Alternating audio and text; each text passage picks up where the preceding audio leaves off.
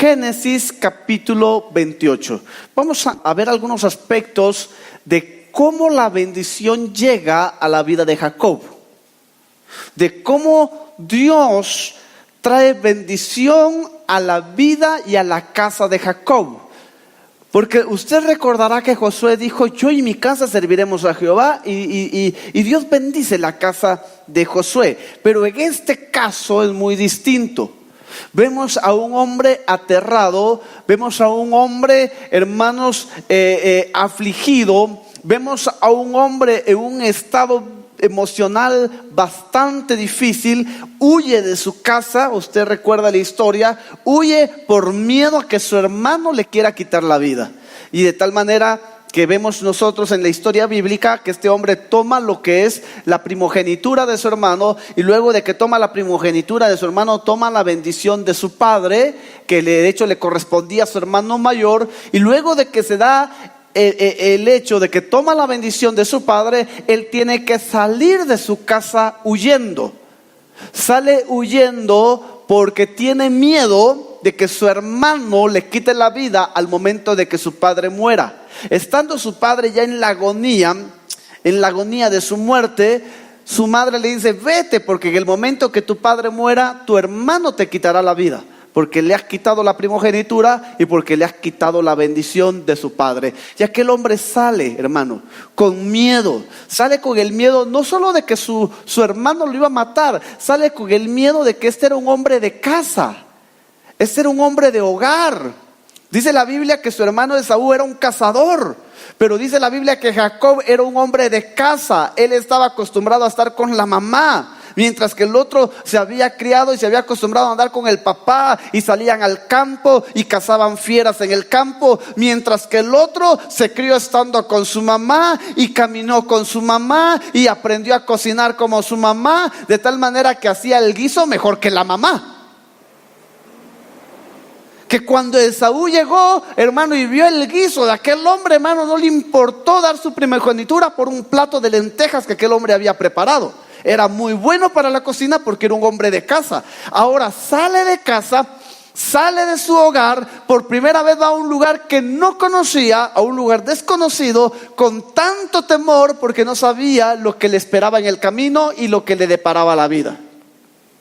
A tal punto que llega a un lugar, dice el capítulo 28 del libro de Génesis y versículo 10, que salió pues Jacob de Beerseba y fue a Harán, y llegó a un cierto lugar y durmió allí, porque el sol se había puesto, y tomó de las piedras de aquel paraje y puso a su cabecera y se acostó en aquel lugar, y oiga bien, y soñó. Y he aquí una escalera que estaba apoyada en tierra, y su extremo tocaba el cielo. Y he aquí ángeles de Dios que subían y descendían por ella.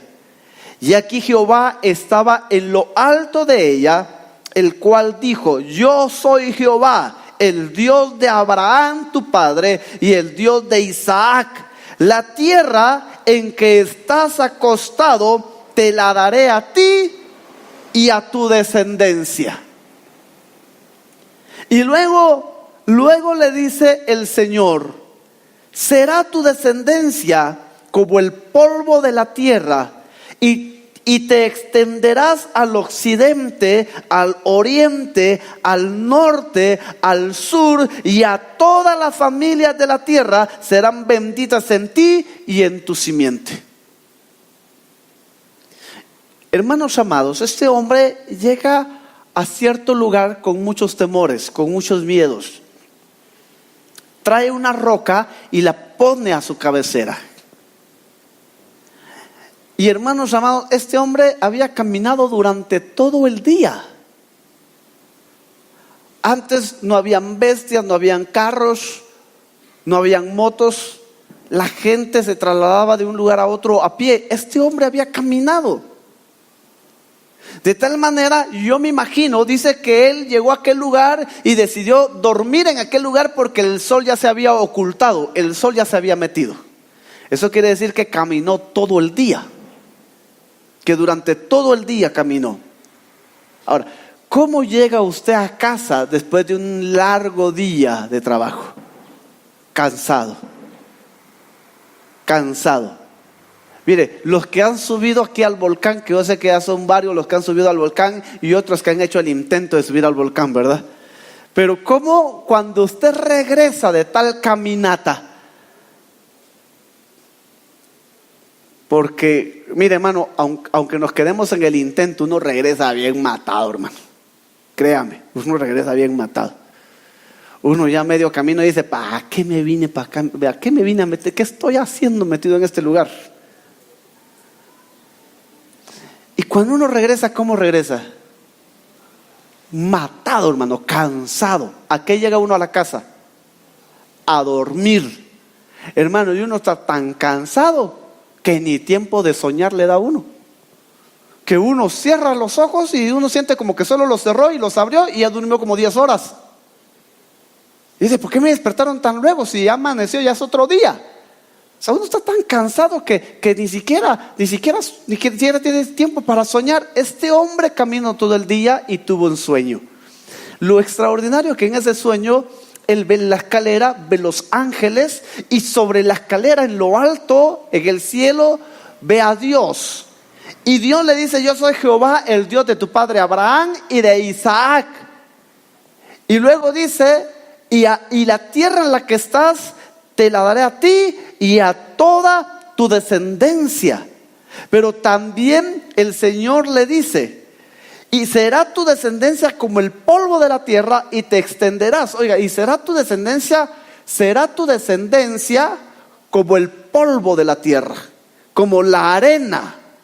Le está hablando de una gran nación, le está hablando de que va a ser próspero. Y óigame bien, le está hablando a un hombre donde su abuelo tuvo una mujer que era estéril y solo le dio un hijo, donde su padre tuvo una mujer que era estéril y solo le dio gemelos. El abuelo, su mujer estéril, su padre, una mujer estéril. ¿Qué era lo que él esperaba? Como que eso estaba de moda en ese entonces, ¿verdad? O sea, a mi abuelo le tocó vivir esto, a mi papá le tocó vivir esto, y obviamente a mí de repente me va a tocar vivir lo mismo. Es lo que mucha gente dice, no hermano, es que fíjese que mi abuelo fue diabético y mi papá también. Entonces si yo no soy diabético, ya me va a llegar el día. Porque eso es lo que mucha gente piensa o lo que mucha gente dice. Mucha gente le acredita lo que está viviendo a lo que vivieron sus ancestros. Que porque tu abuelita fue madre soltera y tu mamá de repente fue madre soltera, no por eso significa que tú vayas a ser madre soltera. Y entonces Dios le dice a este hombre, tu descendencia será como la arena.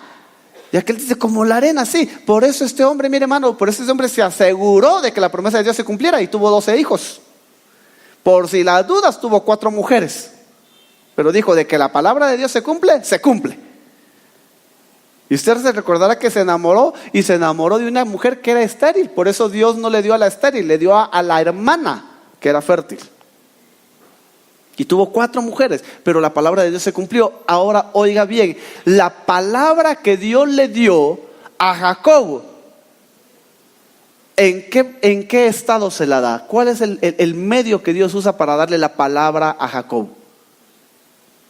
¿Por medio de qué le da la palabra Dios a Jacob? ¿Qué fue lo que Dios usó para darle la palabra a Jacob? Un sueño. ¿Qué fue lo que Dios usó para dar la palabra? Un sueño. Ahora fíjese bien, este hombre tuvo el sueño, Dios le da la palabra y en esa palabra le dice, tu descendencia será como el polvo de la tierra, pero no es lo único. Le dice, y te extenderás al occidente, al oriente, al norte, al sur, y todas las familias de la tierra serán benditas en ti y en tu simiente. Y aquí yo estoy contigo y te guardaré por donde quiera que fueres, y volveré a traerte a esta tierra, porque no te dejaré hasta que haya hecho lo que he dicho. Y despertó Jacob de su sueño. Oiga, y despertó Jacob de su sueño. Ahora quiero que tome muy en cuenta este aspecto. Todas las bendiciones que Dios le dio a Jacob o que Dios le prometió a Jacob fue por medio de un sueño. Dígale que está a la par, vale la pena soñar. A los soñadores Dios les da palabra. A los soñadores Dios les da palabra. Por eso es que hay que aprender, hermano, a tener sueños en la vida, a no entrar a un simple conformismo. Vale la pena soñar. Sí, vale la pena soñar. ¿Sabe por qué? Porque en los sueños Dios nos habla. Porque a través de los sueños Dios nos da palabra y nos bendice.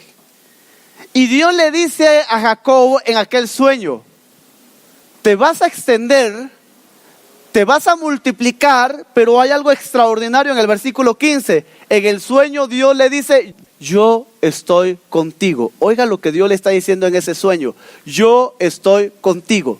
Lo que Dios le estaba prometiendo a Jacob parecía algo imposible. Salió de su casa fugitivo, con miedo, con amenaza de muerte. Mire, Dios le da una palabra a través del sueño a Jacob. La palabra que Dios le da a Jacob en el sueño pareciera que es una palabra bastante grande y bastante difícil de cumplir. Porque Dios le dice, tu descendencia será como la arena y te vas a extender. A todos lados te vas a extender. Pero yo estoy contigo. Pero yo estoy contigo. Y él vio los ángeles que subían y que bajaban. Y eso es importante. ¿Sabe por qué? Porque cuando Jacob llegó a aquel lugar y se acostó a dormir, ¿en qué cree usted que estaba pensando Jacob? ¿Cuál era el pensamiento de Jacob? ¿Cuál era la sensación, el sentimiento de Jacob? Un sentimiento de soledad. Cuando pasamos situaciones como las que pasó Jacob, óigame, muchas veces tenemos problemas donde dan ganas de salir corriendo, donde dan ganas de escaparnos o de irnos donde nadie nos conozca. A Jacob le pasó y Jacob se agarró camino. Se sentía solo y se sentía desamparado. Y la palabra que Dios le dio en el sueño es: no estás solo, yo estoy contigo y no te dejaré. Y no te dejaré hasta que haya hecho en ti todo lo que he dicho que voy a hacer. Y entonces aquel dice, despertó de su sueño. Despertó de su sueño. Dice el versículo 16: y despertó Jacob de su sueño y dijo: ciertamente Jehová está en este lugar y yo no lo sabía. Y tuvo miedo y dijo: cuán terrible es este lugar. No es otra cosa más que casa de Dios y puerta del cielo. Ahora, oiga bien esto, por favor. Dios está ansioso por bendecirnos. Pero antes de bendecirnos, nos va a revelar en qué consiste la bendición. Antes de bendecirnos, nos va a revelar en qué consiste la bendición. Porque no es aquello, no es aquello de que, imagínese, hermano, imagínese que es su cumpleaños y recibe su regalo. Cuando uno recibe un regalo es una incógnita, ¿verdad? Uno no sabe qué es lo que le regalaron. Pero el regalo te puede emocionar o te puede desilusionar. Miren, me recuerdo que hubo una época, hermano, en la que cada vez que cumplía años me daban una gran cantidad de regalos, como usted no tiene idea. Y de 15 regalos que tenía, 13 eran calcetines. Entonces ya solo los tocaba y decía: aquí hay otro par.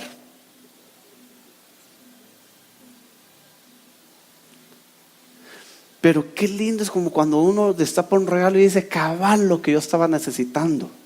Esto era lo que yo quería. O sea, es una bendición. Cuando Dios te bendice, Dios te va a revelar en qué consiste la bendición. Porque Dios nos bendice en base a nuestra necesidad, a las circunstancias que estamos viviendo. Si tu situación es económica, entonces Dios te va a bendecir en tu economía. Si tu adversidad es física, Dios te va a bendecir en tu salud. Imagínese a alguien enfermo, Dios lo está bendiciendo económicamente, pero no sana. Y todo lo que gana para el médico es, ya ni siquiera para él. Entonces Dios te va a bendecir enfocándose en tu necesidad para que la bendición te traiga paz y felicidad. Entonces viene Dios, y óigame bien, en un sueño, Dios le revela a Jacob en qué consistía la bendición. Y la bendición era tan grande que incluso era difícil de creer. Era difícil de creer. Porque Jacob venía de una familia que no producía mucho. No producía mucho. Imagínense que cuando Abraham salió de Ur de los Caldeos, ¿con quién salió? Porque él no salió solo. ¿Con quién salió? Salió con... La mujer se le convirtió en estatua de sal, hermano, para darle el chivo. Con Lot. ¿Y quién era Lot? ¿Qué era Lot de Abraham? Su sobrino. ¿Por qué cargaba Lot a su sobrino? Porque su hermano Ishcamic se le había muerto y había dejado a un hijo nada más, a un hijo. Entonces, imagínense aquel, se le muere el hermano, tiene un sobrino, tiene un hijo porque la mujer no le podía dar más hijos, y el hijo se casa con una mujer que tampoco le podía dar hijos, y al menos esta no le dio uno, al menos le dio dos porque eran gemelos.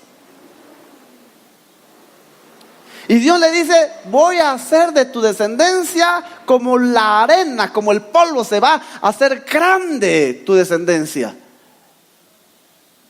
Y te vas a extender. Le está hablando a un hombre que no tenía ni dónde caerse muerto, que no tenía ni para la caja fúnebre, que no tenía ni para su propio velorio. Un hombre que no tenía nada. Y Dios le dice: vas a extender. Todas las familias de la tierra serán benditas en ti. Y aquel hombre dice: ¿cómo va a ser eso? Y Dios le dice: y yo estoy contigo y no te dejaré. Ahora, oiga bien, Dios nos habla, pero nos va a hablar a través de sueños. Nunca dejes de soñar. Nunca dejes de soñar. Porque cuando tú empiezas a soñar, Dios empieza a hablar. Y cuando Dios te habla a través de tus sueños, te va a hablar de cosas grandes, imposibles, extraordinarias. Y es por eso que Dios le dijo a Jacob: lo que yo te estoy hablando es algo grande y difícil de creer. Por eso te digo: yo estoy contigo. Yo estoy contigo. Y solamente cuando Dios está con nosotros, nuestros sueños se hacen. Solo cuando Dios está con nosotros, nuestros sueños se hacen. Entonces, miren, hermanos, las bendiciones de Dios, las promesas de Dios y los sueños que tenemos solamente se hacen realidad cuando Dios está con nosotros, o cuando nosotros estamos. Porque Dios puede estar contigo, pero si tú ya no quieres nada de Dios, la bendición tarda en venir. Le pregunto: ¿quién tuvo el sueño? Jacob. Entonces, ¿quién soñó? ¿De quién era el sueño? De Jacob. Pero ¿quién habló en el sueño?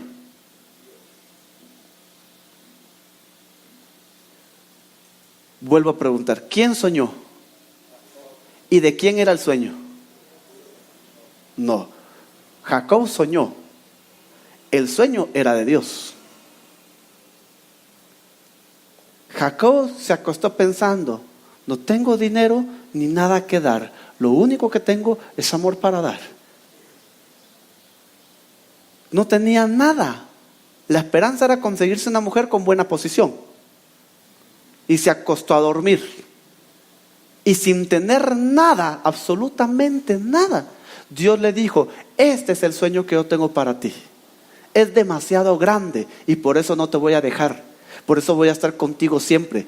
Porque lo que yo quiero para ti lo voy a llevar a cumplimiento. ¿Me doy a entender en eso? Tú te acuestas a dormir y hay sueños que ni siquiera tuyos son. Hay sueños que Dios los puso en tu corazón. Y es por eso que nos cuesta llevarlos a cabo. A veces decimos, es que, mire, tengo ganas de hacer esto. No es que tú tengas ganas, eso lo puso Dios en tu corazón, pero lo ves tan difícil y tan imposible que te cuesta echarlo a andar, porque ese sueño no es tuyo, es de Dios. El que se durmió fue Jacob. Jacob fue el que soñó, pero el sueño era de Dios, porque fue Dios el que puso ese sueño. Dios le habló en el sueño. Dios le dijo en el sueño lo que quería hacer. Le dijo, en la vida tú vas a hacer esto y vas a hacer esto. Que es bastante grande lo que te digo, sí, por eso no te voy a dejar. Por eso no me voy a apartar de ti, hasta que haya hecho en ti lo que he dicho que voy a hacer. Capítulo 31 de Génesis. Capítulo 31 del libro de Génesis. En el capítulo 31 del libro de Génesis, y oiga bien, hay cosas que Dios ha puesto en nuestro corazón. Hay sueños que Dios ha puesto en nosotros, que no son nuestros, son de Dios. Es el sueño de Dios para nosotros. Cuando empezamos a ver a nuestros hijos crecer, ¿verdad? Los miramos y soñamos con ellos. Y nos los imaginamos de muchas formas. Ese es nuestro sueño para ellos. Ya que ellos quieran cambiar de sueño y llevar a cumplimiento sus sueños, eso ya es otro asunto. Pero créame, el sueño del Padre es mucho mejor que los sueños que nosotros podemos tener. Mientras algunos están pensando, mire, yo soñaba con ser médico, o con estudiar derecho y ser abogado. Y me miraba sentado en un escritorio, riéndome de aquellos que se iban a la cárcel y decían, ya viste, yo te metí al bote por malo. O sea, yo me soñaba como un abogado, como un médico. Ese era mi sueño. Y créeme, no era un mal sueño. Porque yo creo que tanto a los médicos como a los abogados no les va mal. Pero creo que el sueño que Dios tenía para mí era mejor. Dios cambió el sueño que tenía por uno mejor. Y alabo al Señor por eso. Y yo creo que Dios tiene sueños para ti también. Y aunque se vean difíciles, creo que para Dios no hay nada imposible. Mire lo que dice Génesis capítulo 31 y versículo 10. Sucedió que al tiempo que las ovejas estaban en celo. ¿Cómo estaban las ovejas? ¿Cómo estaban las ovejas? ¿Qué pasa cuando las ovejas están en celo?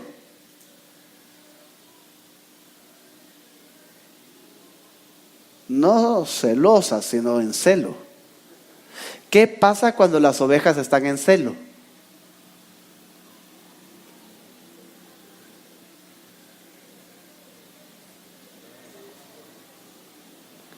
Hay ovejitas. ¿Qué pasa cuando las ovejas están en celo? Cuando las ovejas están en tiempo de celo, ¿qué pasa? Se multiplican.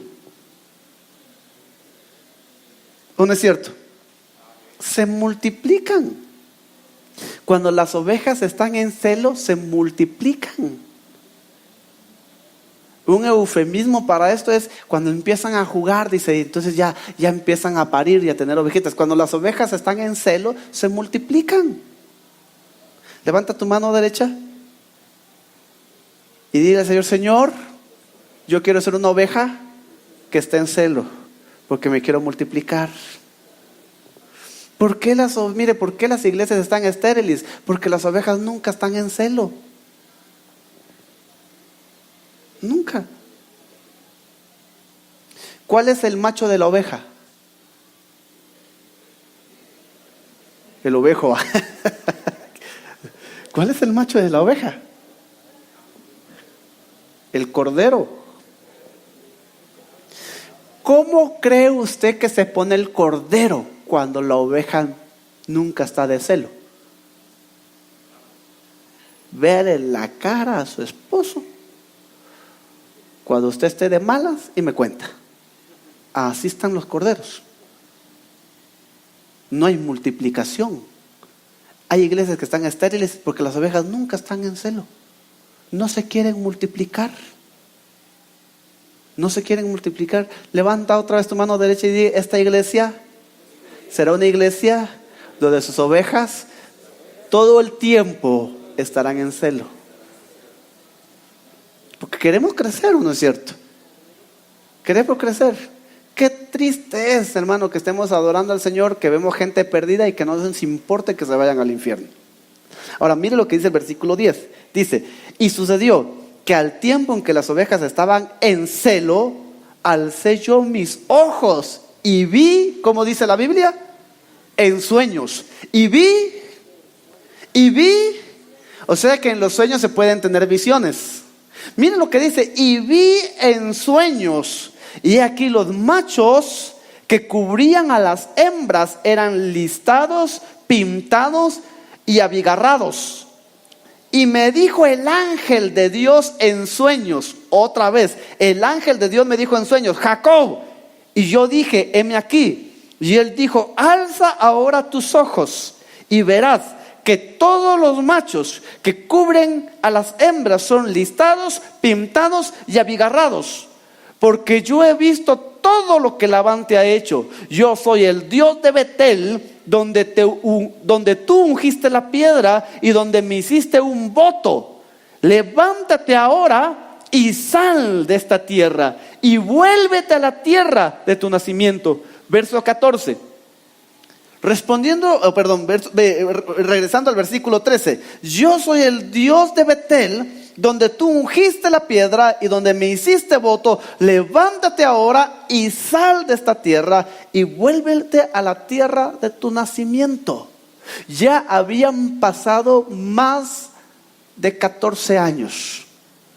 Usted recordará que cuando Jacob llegó ahí, trabajó 7 años por Raquel y le dieron a Lea.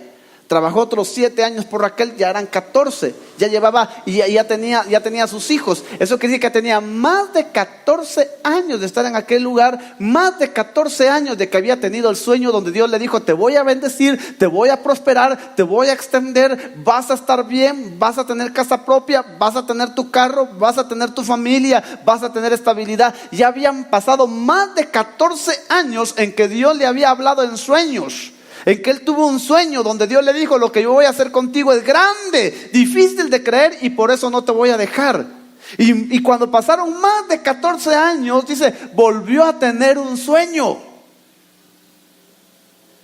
Y en el sueño vio algo extraordinario. Vio que los machos de las ovejas eran listados, abigarrados y manchados. Y el ángel le habló. ¿Y sabe por qué sucedió eso? Porque Labán lo había hecho trabajar muchos años sin salario, sin paga. Hasta que llegó el momento en que Jacob le dijo, es justo ya que me des el pago de mi trabajo. Porque desde que yo vine aquí, tú te has enriquecido, porque sabes que Dios está conmigo, pero tú no me has dado nada. Y entonces Jacob hizo un trato con Labán. Labán le dice a Jacob, todas las ovejas y todo el ganado que sea listado, abigarrado o manchado serán tuyos. ¿Sabe por qué? Porque de cada 100 ovejas tal vez salían 1 o 2 así. Y entonces Jacob le dijo, ok, entonces vamos a hacer el trato y que Dios haga justicia. Y en el sueño el ángel le dijo, ¿ya te diste cuenta que todos los machos son abigarrados, listados y manchados? ¿Sabes por qué es? Porque el sueño que hace más de 14 años tuviste, Dios todavía está esperando el cumplimiento. Y Dios te dijo que no te iba a dejar hasta que haya cumplido tu sueño. El sueño que Dios puso en ti. Así que levántate y vuélvete al lugar de tu bendición. Muévete. Porque Dios está contigo. Pero no solo lo único que el ángel le dice. En el versículo 13, lo maravilloso, extraordinario que el ángel le dice, yo soy el Dios de Betel, donde tú ungiste la piedra y donde tú me hiciste voto. Yo soy el Dios de Betel. El mismo Dios que te habló allá en aquel sueño es el mismo Dios que está aquí contigo. Y vine aquí para decirte una cosa. Se va a cumplir tu sueño, número 1. Pero número 2, vengo a recordarte que hace más de 14 años ungiste una piedra y me hiciste un voto.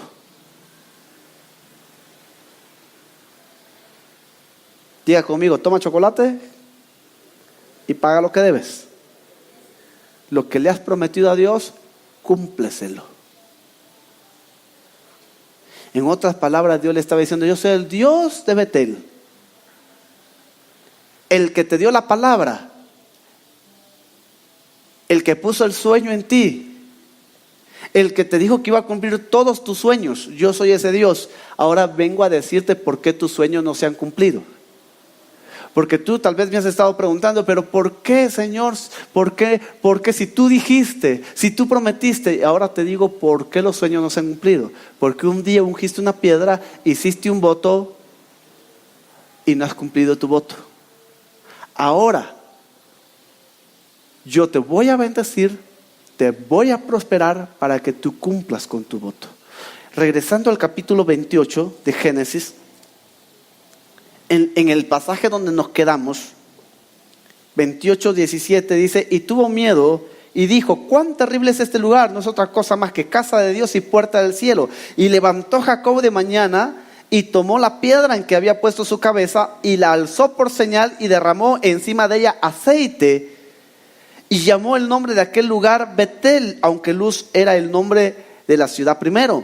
E hizo Jacob, oiga versículo 20, e hizo Jacob voto, diciendo, si fuere Dios conmigo y me guardare en este viaje en que voy y me diere pan para comer y vestido para vestir, y si volviere en paz a casa de mi padre, Jehová será mi Dios, y esta piedra que he puesto por señal será casa de Dios, y todo lo que me dieres, el diezmo apartaré para ti. Ahora, fíjense bien de esto. Termino con esto. Jacob tuvo un sueño. En ese sueño que Jacob tuvo, vio cosas extraordinarias. Vio cómo Dios lo iba a bendecir. Y en ese sueño Dios le da palabra. Y una de las palabras que Dios le da es, no te voy a dejar. No me voy a apartar de ti. Porque si yo me aparto, el sueño no se cumple. Yo voy a estar contigo. Y aquel despertó del sueño. Ahora yo le pregunto, cuando él despertó, ¿qué fue lo que hizo Jacob cuando despertó? Tomó la piedra, la puso por señal, la ungió con aceite e hizo un voto.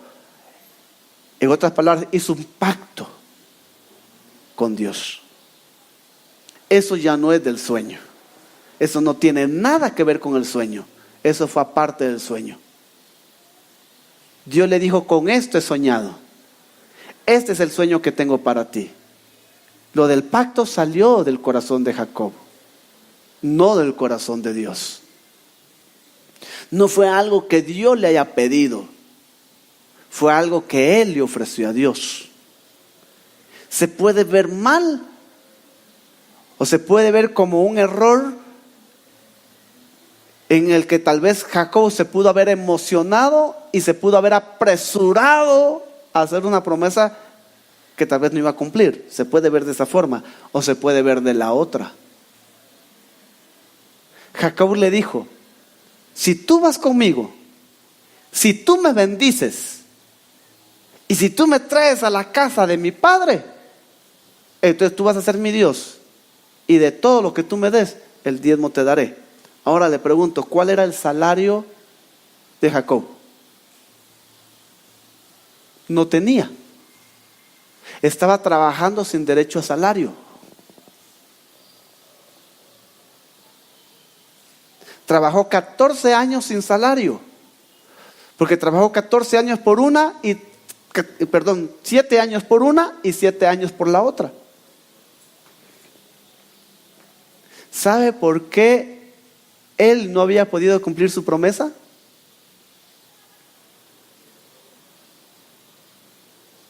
Porque todavía no tenía el recurso para hacerlo. El sueño se había cumplido en parte. Ya tenía muchos hijos. Ya tenía mucho ganado. pero hacía falta una cosa: su prosperidad.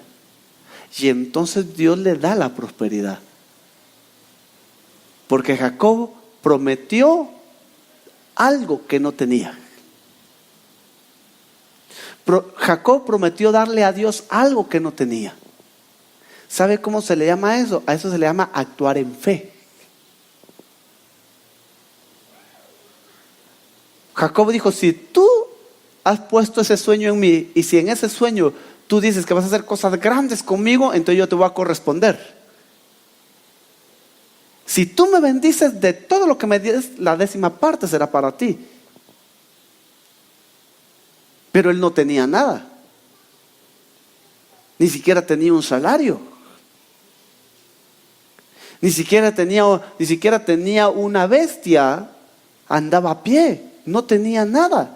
Entonces Jacob estaba ofreciendo algo que no tenía. Y entonces hace ese voto, hace ese pacto. Si tú me bendices, yo te bendigo. Lo que le estaba diciendo a Dios es: mientras tú no me dejes de bendecir, yo no te dejo de bendecir. ¿Sabe que lo mismo sucede con Ana? En el capítulo 1 del primer libro de Samuel, Ana ofreció algo que no tenía. En el capítulo 1 del primer libro de Samuel y versículo 11 dice: e hizo voto diciendo: si te dignares mirar la aflicción de tu sierva y le dieres a tu sierva un hijo varón, entonces tu sierva lo dedicará todos los días de su vida y será de Jehová. ¿Sabe qué fue lo que Ana le ofreció a Dios? Un hijo. ¿Y cómo le podía ofrecer un hijo si era estéril? Ella hizo un pacto con Dios donde ella le ofrece darle a Dios el primer hijo, siendo ella una estéril. Mire, que una jovencita, que una señorita le diga: Señor, el primer hijo que me des será para ti, es obvio, es normal. Pero que una mujer que sabe que es estéril, que no puede tener hijo, le diga: si tú me bendices, Dios, yo te prometo que si me bendices te voy a dar el primer hijo, sabiendo que es estéril. Está ofreciendo algo que no tiene y está ofreciendo algo que no puede dar, pero está actuando en fe. Está actuando en fe. Le pregunto: ¿cuál era el más grande sueño que Ana tenía? ¿Cuál era su mayor sueño? Ser mamá, tener hijos. Tu pacto tiene que ir de la mano de tu sueño. Tu pacto debe ir de la mano de tu sueño. Porque a veces los pactos que hacemos no tienen nada que ver con el sueño que tenemos. No tienen nada que ver con el sueño que tenemos. Como que estamos pactando algo que no tiene nada que ver con lo que queremos hacer o con lo que queremos que Dios nos dé. ¿Por qué Jacob le ofrece a Dios el diezmo? Porque no tenía nada. Y entonces digo: yo le voy a ofrecer el diezmo a Dios. ¿Por qué? Porque no tengo. Entonces, si Dios realmente quiere que yo cumpla, me tiene que dar. La única forma de cumplirle es que Dios me dé primero. Y Dios quiere que tú cumplas tus pactos. El sueño de Ana era ser mamá, era tener hijos. Entonces ofreció algo que ella no podía dar, pero se movió en fe.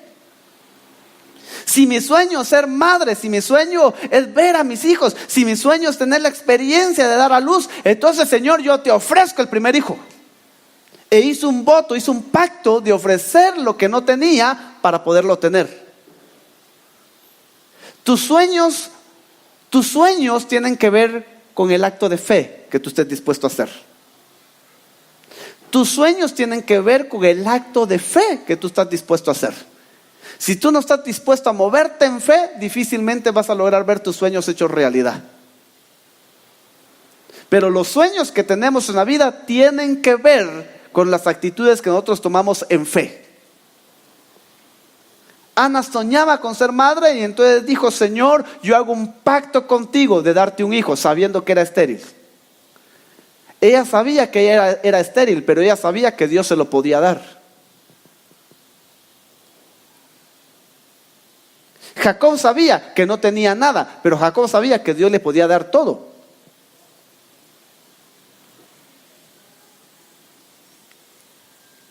Di conmigo, para que mi sueño se cumpla, necesito comprometerlo con Dios.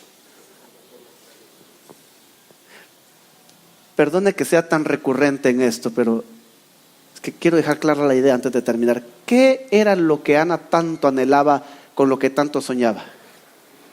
Un hijo. Un hijo. ¿Y qué fue lo que Ana le ofreció a Dios? Un hijo. ¿Y qué le garantizaba a Ana que después de tener un hijo podía seguir teniendo más?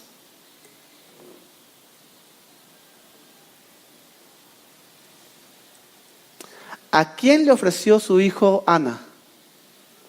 A Dios. Eso quiere decir que Dios se lo pudo haber llevado aún estando en el vientre, que pudo haber tenido un aborto forzado, involuntario.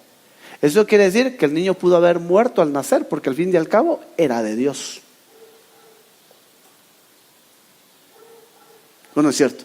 Ella no podía decir, ¿por qué me lo quitaste? Porque Dios dice, no, ese era mío, no era tuyo. Si lo que Ana quería, mire, ¿usted qué cree? ¿Qué es lo que más anhela una mujer? Y le pregunto eso a las mujeres, porque especialmente las mujeres aquí que ya son madres. ¿Qué es lo que más anhela una mujer? ¿Sentir los dolores de parto o tener a su bebé en sus brazos y acariciarlo y verlo crecer y verle su carita llena de frijoles cuando está comiendo frijolitos colados? ¿Qué es lo que más anhela una mujer? ¿Los dolores o el proceso de tener a su hijo en sus brazos y verlo crecer?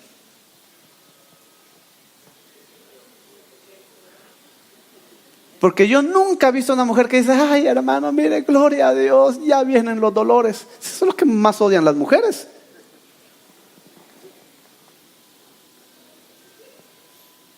Si lo que más aterra a una mujer en el proceso del embarazo es los dolores. Y las primerizas, hermano, ¿cómo sufren las primerizas? Porque como nunca lo han experimentado, ¿y cómo será? ¿Y qué se sentirá? ¿Y será que aguanto? ¿Y si no aguanto? Y mire, y regularmente la mayoría de mujeres que son primerizas en su primer parto se despiden de todos como que se fueran a morir.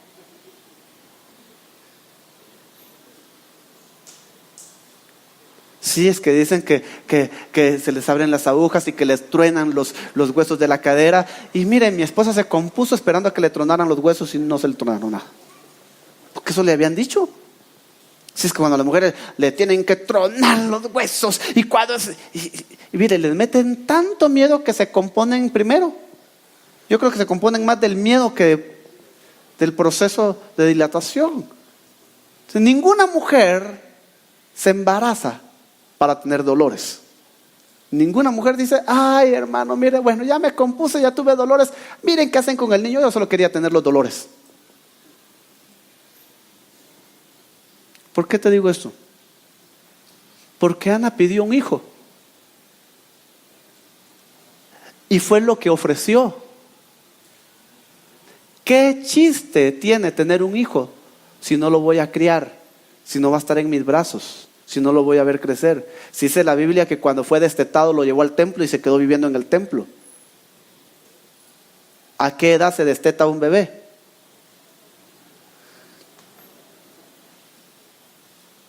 Lo normal. Al año o menos del año. Pues, si ya pasar del año, llegar a los 2, 3 años, ya como que no mucho, ya llegar a los 8 años y que el niño esté mamando, como que ya no.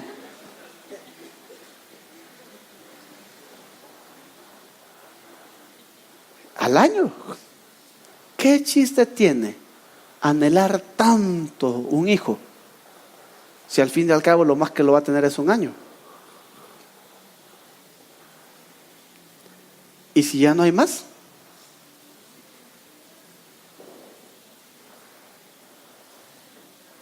¿Y si ya no hay más hijos? Se queda como al principio. Solo por la dicha de que sintió lo que era tener un hijo y sintió los dolores, pero no lo vio crecer, no lo arrulló, no lo tuvo en sus brazos. Solo la dicha del dolor. Ana estaba comprometiendo su sueño con el voto que hizo.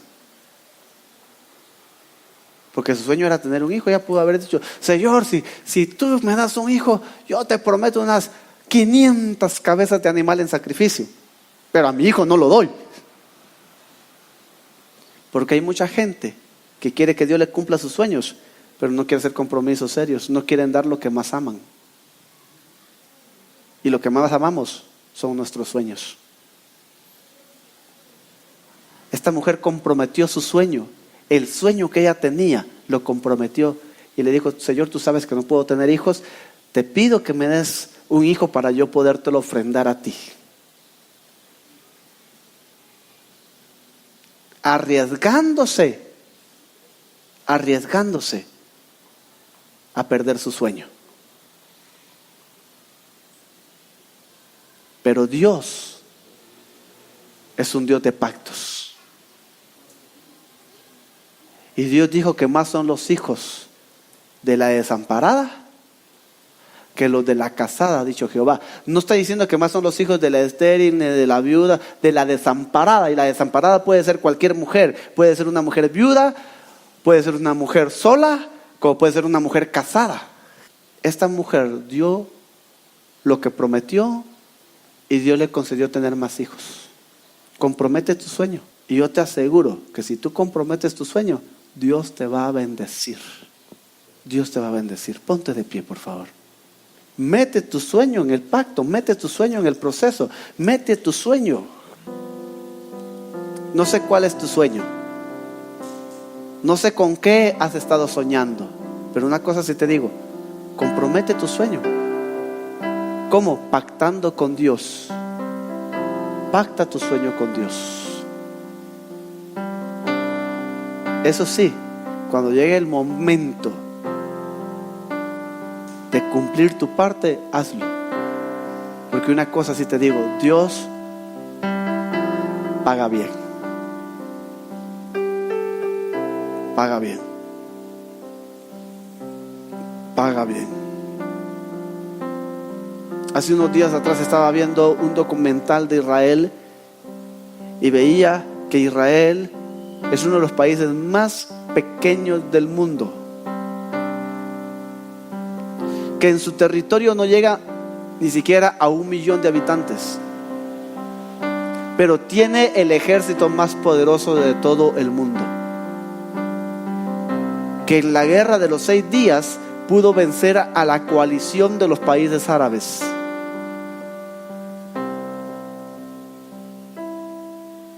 Un ejército que ni siquiera llegaba a los 10,000 soldados, combatió un ejército de miles y los venció en el aire, los venció en el mar y los venció en la tierra.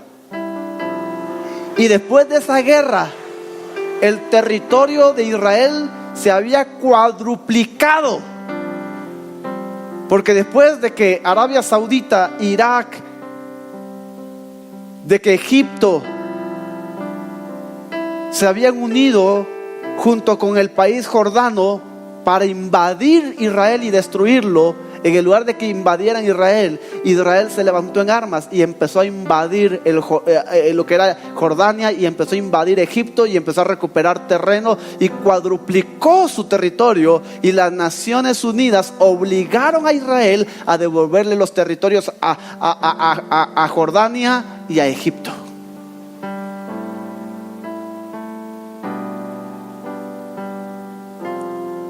Y el presidente de Egipto no pudo superar la vergüenza de la derrota.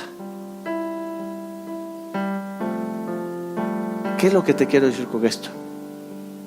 Dios cumplió su palabra con Jacob.